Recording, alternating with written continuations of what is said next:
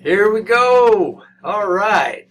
Well, most of the things that I'm going to give you as far as notes and that sort of thing are going to come in this fashion, a video. I found that it's a whole lot more effective than trying to do live transmission, although I'd like to get together once a week with you. We'll talk about that as we get together the first time and how that works for you. We're sitting here. Couple things. We just completed a unit on supply and demand, and this is a chart of the S&P 500, world's largest economy in the world, and we can see a few things happening here from February 19th till today.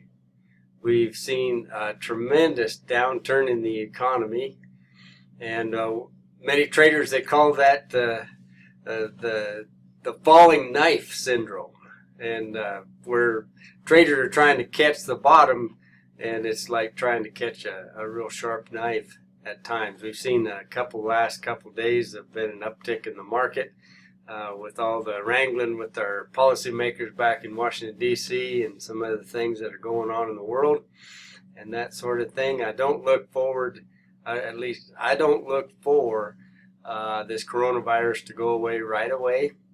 And that's just an economist that's making a prediction. I've already told you about that. So you ought to just laugh a little bit to yourself on the other side of the screen when I say that.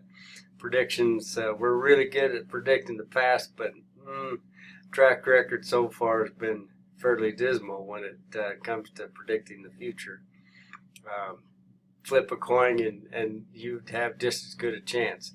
But anyway, it does show some very, very inclusive type of economic concepts that I'd like to visit with you for a few minutes.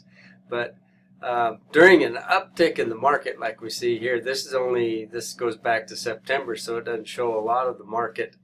And I wanted to show you this first to scare the hell out of you. No, not really. But some people are very scared, and that's what this is showing right here, this cascade effect that we've seen in the market. People were just bumping along and things were going well all the way up to the top here with a few setbacks, but not too bad. And optimism was in the air. And then all of a sudden everybody became a pessimist all at once. And guys, that's no more than supply and demand. When you've got a market like this, a big market like this, we can measure this in aggregate real easily. And during an uptick in the market, it just means we've got more buyers and sellers that are pressuring prices upward. Any market that has that kind of forces going on, it's either supply and demand, shifting, that's causing that. And a lot of it is demand. When we talk about expectations. And then it's no more of the same except opposing forces as we follow the market on a downward trend like this in dramatic fashion, I might add, that we've just got more sellers than we do buyers. And we've seen that in the oil market recently, where it went from I think when we started class about almost $55 a barrel to last week it was down around 17. Some of the economic pundits are talking about less than $10 oil. Not a very nice prediction for those of us that live in the states that get most of their revenues through the sale of their natural resources. But we'll just follow it, be interested in it, and that sort of thing. And one of the things I wanted to point out, if you are one of the scared people, is that that to get at 20,000 feet, I mentioned that in class several times, and I mean that. And actually, I think if we were to go up and at cruising altitude of 40,000 feet, we would be a whole lot better off. And let me just kind of take the time horizon out on this particular graph. And I've showed this to you in class before, but let's just take her back to about 2000 or so. and put some perspective to this whole thing. We can see a really nice uptrend to the whole thing, including the drop that we see during the last month that we've seen here from February 19th. So, and we've seen some scary times when the sellers outnumbered the buyers in our recent past, the last 20 years. Maybe this is the span of your lifetime right here. So it's nothing that is new to those of us that have been in it. Doesn't mean that people that aren't my age, at 60 or close to it, aren't a little bit scared, aren't a little bit concerned and that sort of thing. But actually looking at a graph like this just gives us a little more perspective of what's actually happening. So even at these drops that we've seen at this point right here, we're still way above these other, market accelerations that we've seen in the past. So supply and demand, it's all about it. That's what it's all about. So anyway, I thought I'd throw that in there.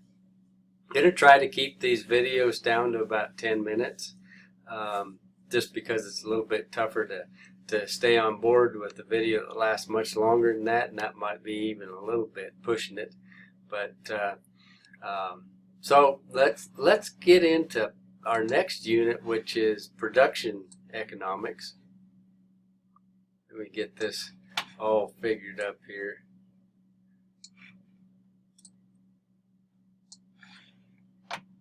Let's start into, I'm calling it microeconomics and production economics. We'll review a little bit of the basics behind microeconomics, but it's the production side of things. So that should tell you right from the get-go that we're going to be talking about firms and producers.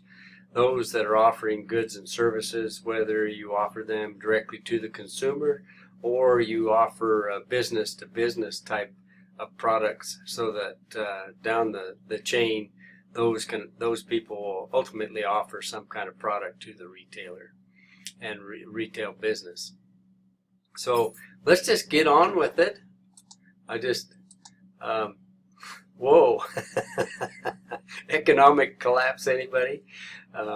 Like I told you, from 40,000 feet, it doesn't actually look like a possible economic collapse. We don't know that for sure.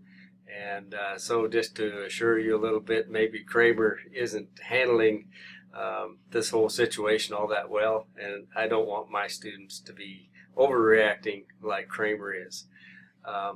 There's always opportunity when these things happen, whether the market is going up or going down.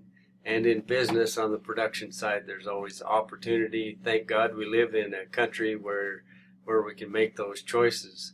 And we have the ability to not only to succeed, but we also have the ability to fail and to learn from our failures and start over again. This is a slide I had in here. It may have been an economic opportunity, maybe in the past, maybe it's still in the future. I'm not so sure. You might live in Canada or up around the Arctic Circle, and you'd have a market for these this particular product. If you're a knitter, you might have a lot of time on your hands right now, and potentially you could find a market and sell these knitted nose caps. Anyway, so here we are, microeconomics. It deals with, and we've been talking about this for some time now, it deals with the behaviors of the individual economic units. And of course, we've described those as the consumer and the producer. And in this chapter, we're going to hone in on the producer, the firm. And we're going to assume as our baseline that perfect competition is what we're studying right now. And so I wanted to jump down here and review what it takes to fit that model as we study it. And the reason you guys asked some great questions in class, so I'll try to kind of preemptively ask those questions as we go through these slides. Is like, why do we study this when it is not what most firms are? Well, again, it just gives us a baseline, and we can modify the model a little bit and then take a look at it. And what we're talking about in comparison to perfect competition would be the most extreme model of a monopoly with only one firm. In perfect competition, we have a large number of relatively small producers. They're both on the producer and consumer side of things. They are all price takers. The market determines the price, the equilibrium, and that's why we covered supply and demand with some depth in the last unit. And in this particular model, we're talking about a homogeneous product. Homogeneous product is, what it means is that it's just the same. Homogeneous is that no matter where you go in this country or globally, the particular market is describing a product which is just the same. And I described in class about number 2 dent corn. And that's something that anybody, a commodity dealer, anywhere in the world would actually know. It's a standardized corn that anybody in the world can buy or sell. And so with that, there's very limited or no limits to entry or exit. The barriers to entry and exit are fairly small. And you can describe that sort of thing. I've had some pushback. Some of my agricultural students will say, well, it costs a lot of money to get in the ranching game or in the farming business. Have you looked at land prices lately? And of course, that's a huge consideration in the capitalization of those businesses. But on the same token, if you talk about building multi-billion-dollar factories and acquisitions of real estate and supply chain networks and all that kind of distributions, you're talking about a whole lot more barriers to entry into some of those markets that may be controlled by fewer and fewer firms. So that's what we mean by the limited numbers, no limits to barriers to production. And in these kinds of things are fairly mobile. The resources are fairly mobile. The piece of land that we use in farming, for instance, could be used to build factories. It could be used to build a city or town eventually.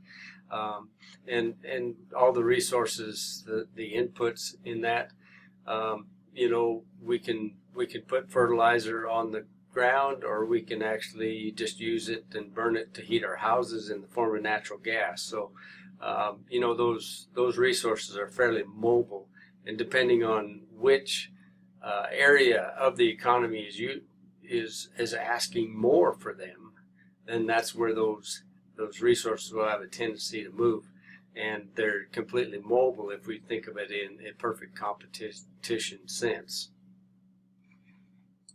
So some examples that we might give for perfectly competitive firms outside of a farm or a ranch, or like in a larger city, maybe even Casper, we might say that barbershops and beauty salons are examples that would be fairly fit the basics for a perfectly competitive firm.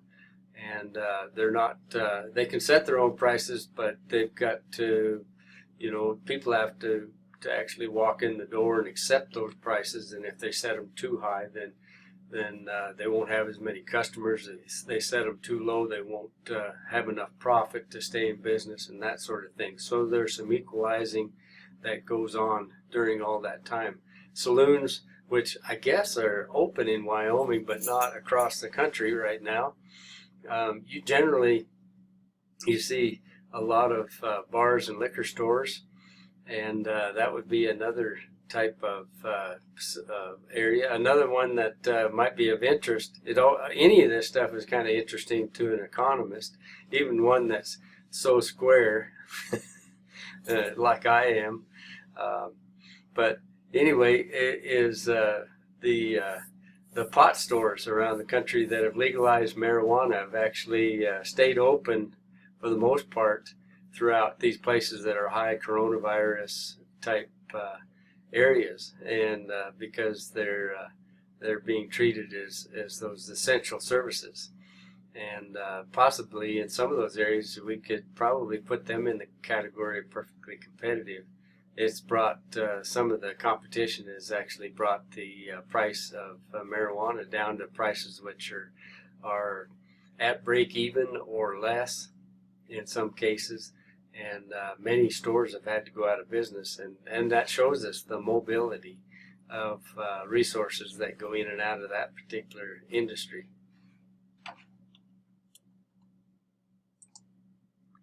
So I'm going to stop it right there and pause it so that you don't have to listen to me for a little while. You can take a little break, and if you want to continue, you can go ahead and do that. So thank you very much.